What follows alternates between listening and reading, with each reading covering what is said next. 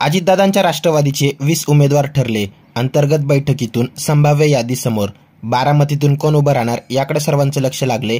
तर ते 20 उमेदवार कोण आहेत ते सविस्तर पाहू. त्यापूर्वी चॅनलवर नवीन असाल तर चॅनलला सबस्क्राईब करून बेल आयकॉनवर क्लिक करा.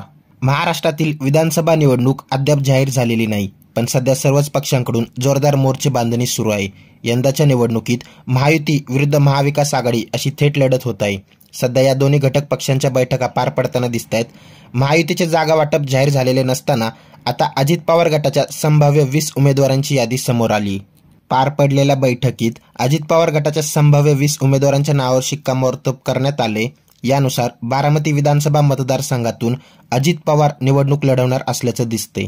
तर येवलामधून छगन भुजबळ, आंबेगावमधून दिलीप वळसे पाटील, परळीमधून धनंजय मुंडे, कागलमधून हसन मुश्रीफ, दिंडोरीमधून नरहरी झिरवळ, रायगडमधून आदिती तटकरे, अहमदनगरमधून संग्राम जगताप, खेडमधून दिलीप मोहिते पाटील, अहेरीमधून बाबा आत्राम, कळवणमधून नितीन पवार, इंदापूरमधून दत्ता भरणे, उदगीरमधून संजय बनसोडे, पुसदमधून इंद्रनील नाईक, वाई खंडाळा महाबळेश्वरमधून मकरंद आबा पाटील, पिंपरीमधून अण्णा बनसोडे, मावळमधून सुनील शेळके, अमळनेरमधून अनिल पाटील, जुन्नरमधून अतुल बेनके, तर वडगावशिरीमधून सुनील टिंगरे यांच्या नावाची घोषणा करण्यात आली.